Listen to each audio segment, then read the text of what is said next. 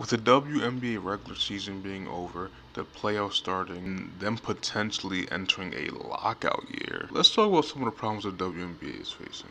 Just as a disclaimer before we get into the video, I would just like to say I'm not one of these dude fans who just started watching a year or two ago because of Caitlin Clark and Angel Reese. I've been watching since like 2018. I was a Mystics fan then, and I'm a Mystics fan now. I just kind of took a little break from it because it's just like I kind of took a break from all sports. That's a different story, but besides the point.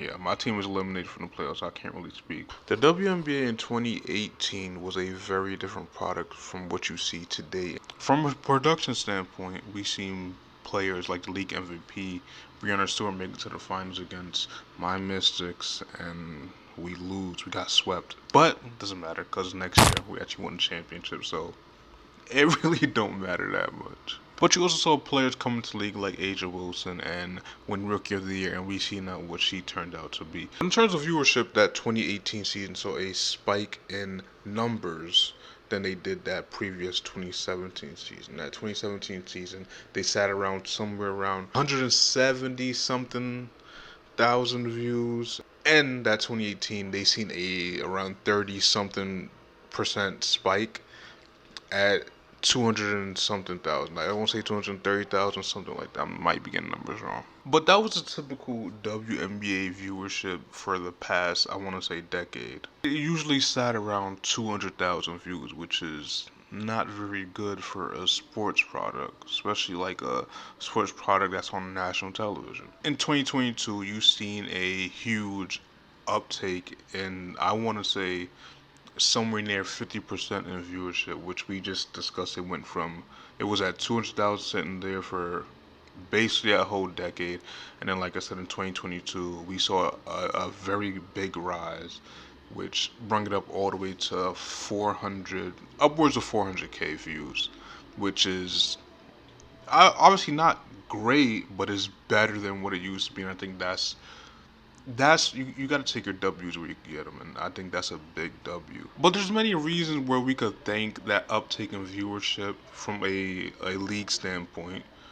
Sue Bird and Sylvia Flowers were on retirement tour, so obviously that's going to bring in numbers. People are going to want to see these legendary figures of the WNBA. Another thing to thank for that is established players like Breanna Stewart, who finished second MVP and third in Defensive Player of the Year. She was averaging a 22 and 9, and a person who beat her out for both awards, Aja Wilson, who was averaging 20 and 9, and just having a fabulous season. I believe they also won a championship that year. So yeah, just a, honestly, just a wonderful season by Aja. Another wonderful season. 25 regular season games were televised across ESPN, ABC, and CBS.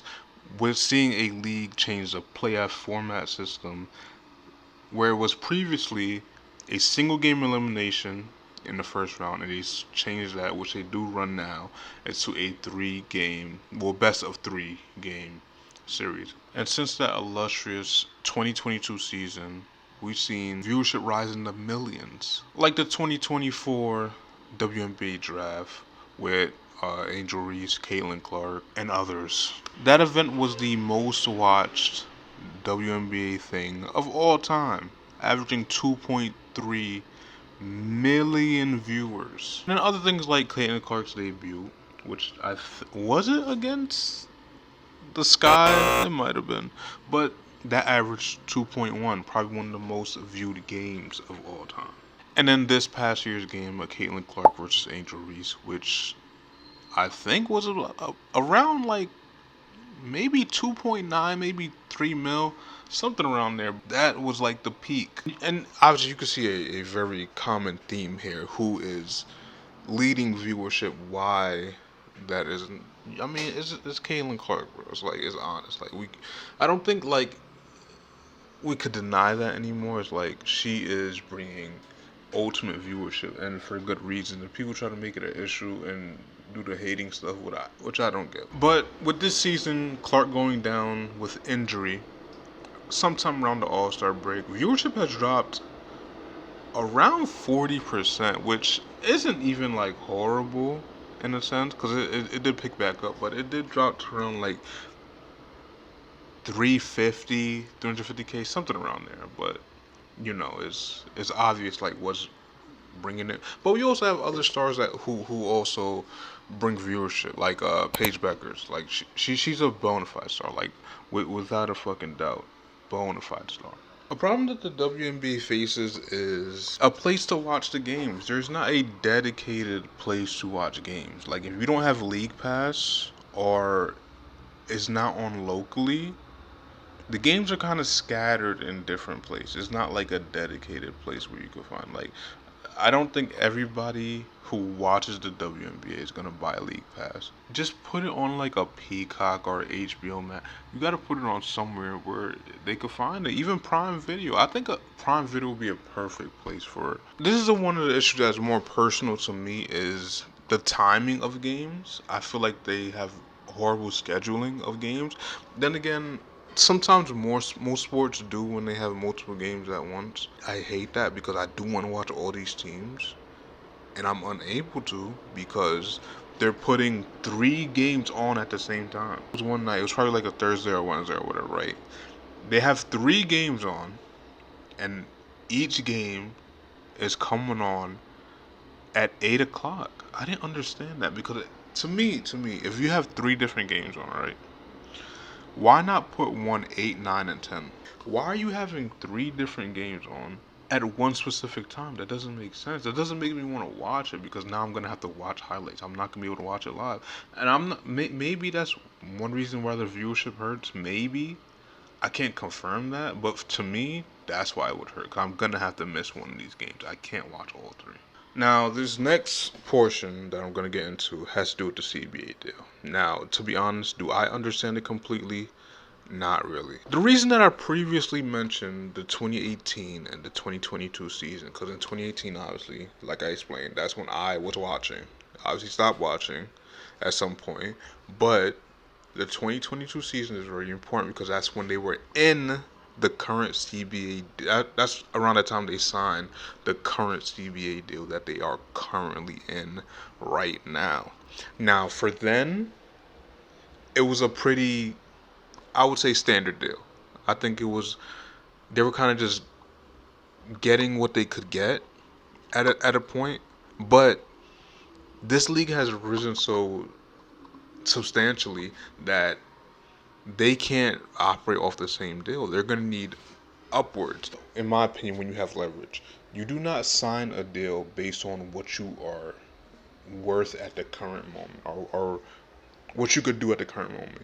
You would sign something to let people know that, look, I'm worth this. I'm going to rise in popularity and I'm going to upseat things as you see we did with the last deal. From 2020 to now, the league has risen. I just told you, in viewership alone, they've risen 40-50%. So what do you think they're gonna do by the time 2030 hits?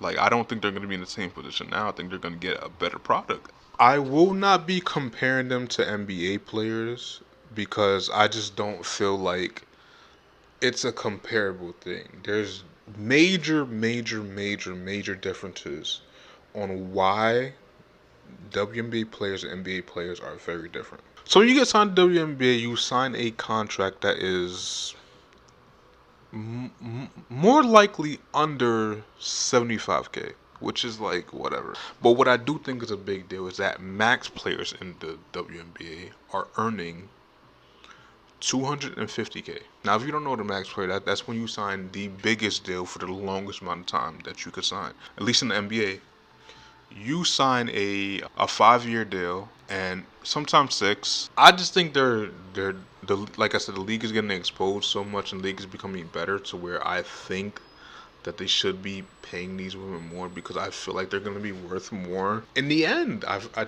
truly believe that. I do think they're worth more. Like, I don't know. I don't know how the money works with the CBA, so I don't really know how it works. Obviously, like I always hear that it's like the WNBA hasn't made profit. I do understand that.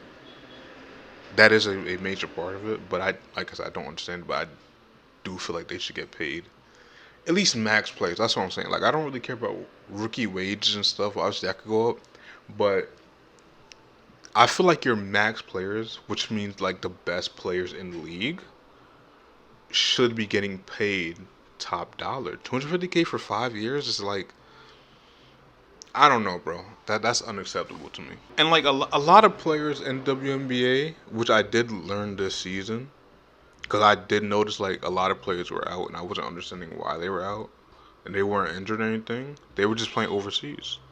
And to make more money, they have to go play overseas ball. Some of them do generally just do it because they're from like that country or whatever. Especially like during the summer and stuff, or well, their off season. I wouldn't say during the summer, but during their off season, they would go to like Russia or Turkey or wherever, whoever really paid them to be honest, and just play overseas ball. Like, good thing they have like Unrivaled now, where they could do, which is cool. I think that's horrible that you have to go play. You have to go play overseas ball to make money. It's not even like it's like you're imagine like LeBron having to. Actually, I don't want to compare, but imagine LeBron having to go play overseas ball just to make some money. It's not even because he wants to. He's like, I need to do this to make money. And I think a more important reason why that's bad for the players because you could obviously get injured overseas. It's going to cause burnout, which I'm 50-50 on the burnout conversations from that because I might be wrong on this, right? Their season starts around May-ish, maybe June, maybe May. I think it's May, maybe even April. I don't know. Sometime around there, right? Sometime April, June it starts, right? Their season finishes around, at least regular season finishes around like September around this time. And then the playoffs is obviously going to last for like October, mid October, I want to say. Maybe end of October. For some reason, some women, or some of the women in the league, don't want to play. I heard this, like she doesn't want to play back to backs. Like, you don't really play a lot of games as is. So it's like you saying you don't want to play back to backs. Like, you only play like, what, 40 something games? 50 maybe? And you're not gonna play back to back? I don't know. That's a little like I understand why some people like see it the way they see it. A thing that they for sure I think need to add in the CBA deal is better like facilities in terms of like medical staff and all that. Even dedicated training thing. Because I remember during the season, quite a few times I hear announcers saying that this team has only practiced twice this week or maybe even once this week, or they didn't get a full practice in because they share facilities with sometimes college campuses, sometimes other NBA teams, so they can't be there all the time. They don't have like a dedicated training facility, and I think that is a struggle to players' growth because sometimes you do need that open facility for your fucking team because you don't want to go to a local gym or you don't want to. Maybe you just don't have the resources to fucking get a private trainer or whatever, or you can't afford a private gym or whatever the case may be. But I think having that gym open and being able to work on your game or whatever, or practice multiple fucking times a week is very vital. You can't only like practice when it's team practice. You should be able to go in there 7 a.m. or 10 p.m. or whatever fucking time to practice. I think that should be a thing.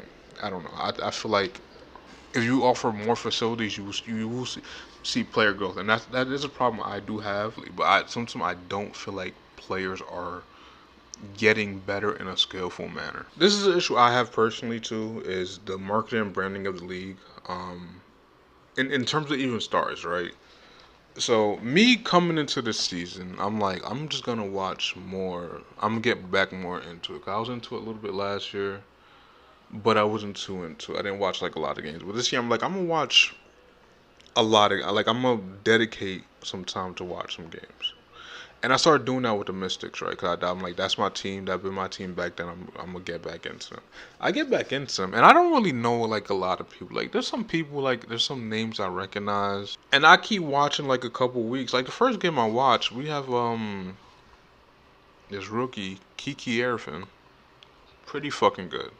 And mind you, there is no hype behind it. There's no hype behind it. Like for the NBA, right? And I like I said, I'm not comparing, but I'm just saying for the NBA, When it don't matter who the rookie is when he's drafted, even if he's an undrafted rookie, they're gonna hype him up if he can play. They don't hype none of these players up at all until they start doing good. Then they be like, "Oh, she was a very good college player." Even like established stars, Aja Wilson, and I don't want to say this, but there is no like LeBron. There's no KD. There's no Luka, Jason. There's nobody who is on a pedestal in WNBA. They put everybody on the same level. Sometimes they put Aja Wilson up there and they make her to be this like fabulous player, what she is, and then she should be, but they don't do it enough. There should be players to where you make them seem like gods, and y'all don't do that. And another thing, I was shit on it a little bit. It's not really shitting on it, but just being honest about it. Every single day, a record is broken in the WNBA. And the reason why I don't like that, I get it that the players coming in now are so good to where records can be broken or records are broken, right? But this is diminishing the people that played before them. And I don't, like, obviously, it's nothing you could do about broken records, but it's like, it's crazy. Every single night a record is broken. Like, every single night in WNBA a record is broken. B-Hen said this on the 520 podcast, bro. Like, legitimately, like, I thought it was a troll at first. But the more you look into it, records are broken. Scoring records, playing records, rebound. Like, every record that you could think, something is being broken by either a rookie or a fairly young player. Did y'all not have great players? And I don't mean to shit on it in that way, but like I don't want to make this a shit on it video, because I want this to be a more uplifting video and more like things we could do better for this league. Yeah, but in terms of media coverage, I don't feel like the WNBA does a great deal covering itself in terms of even putting out product to even have it covered. I have to like when I was looking for like podcasts, that's a whole different thing. Looking for podcasts for it, like it's not a lot of them. It not being a lot of them mean there's not a lot of good ones either. So that's a very tough thing that I have to deal with. I'm not like searching for them and then not even finding good ones that I could even do anything with. And then like the people that cover this for it are not even doing a good job covering it. Like sometimes I watch the game and I listen to these announcers, and sometimes these announcers are just bad. They really are. They're just bad. I think that's the worst part about this league is the coverage of it. They don't have no talk shows. They're not featured on anything. They're it's very low. And I think if you get more exposure like you are now, it should invite so much more for people to talk about it. Like I would listen to anybody talk about WNBA. I don't care if you know what you're talking. Like I'm talking about, and I don't really know much about it. I'm talking about it because I'm just seeing it, and I'm like, someone has to say something about this, but not in the way that people have been saying about this. Like a lot of people just take it as a joke, and people are just there to make jokes, and I get it. These jokes are funny, but it's just like someone has to have a serious conversation. But I don't feel like people are doing that. Now, that brings me to my next thing about the fan engagement, about the way people talk about it. I'm not gonna say it's disgusting because at the end of the day it's just jokes. I'm not gonna take these jokes very seriously because I make the same jokes too. I don't feel like you just could joke about it all day, and I do get that with sports nowadays is more or less from a fan taking the game seriously, but more of just making jokes, and I believe that's okay. There's nothing wrong with like doing that. I believe like in sports there's a space for both of these things to be like, let's haha let's be funny about this, and also let's just have real conversations about it. Like let's talk about the sport, but it's just not enough people talking about the sport. There's a lot of disadvantages with this WNBA stuff because a lot of people get drafted each year. There's a lot of people. There's a lot more people that want to get drafted too, but unfortunately there's only so many roster spots on each team. I think there's 12 per team. There's 12 roster spots per team. And I think if you up the roster to even maybe, you up it a little bit to like, I think the NBA hosts 15. Let's say you do go up to 15, right? That's only 3 more spots per team. Cool. But I think the more important part is that you need a developmental league. To me, their developmental league is overseas, and I don't think that's. I, honestly, their developmental league is college and overseas. That's the only, like, I guess you could say competition in a sense, but it's not even competition. It's more of the. My thing is more development. I think if you have a lower, but this is gonna take years though. They're not gonna do this anytime soon. But I think you need to do this soon in terms of development. Like I was saying earlier, players not developing because they have nowhere to develop. This is it. This is the highest level of play we can get. Without a G League, without another real league, there is no way for players to develop or to even bring players in. I didn't want to put this in the video. I didn't want to put this part in the video, but I'm gonna have to say this right. I'm gonna use Reese as an example because I think she is the best example. I think she has good size, good length, and I think she could be a great player. But I don't feel like she is developing enough at the rate where she should be because I feel like she can be a great post player. But the problem is she doesn't play in the post. You know why? Because she can't play in the post. I don't believe you can be that tall and not play in the post. And it's not even like you're a shooter either. You're not. They play her up top as a ball handler. They're playing her like how they used to kind of play Ben Simmons a little bit. And that can work a little bit. But once players figure out I don't have to guard you because you're not going to be coming downhill on me. You're just going to be looking for a passer. I don't have to do anything. And it's almost like it's not Ben Simmons because Ben Simmons could at least go downhill and at least work in the post against smaller guards. With her, it's just like she. I was explaining this the other day to a friend that she plays like she's still practicing, but she's not practicing though. That's the thing. You're playing in real speed, but you're still going at a practice speed.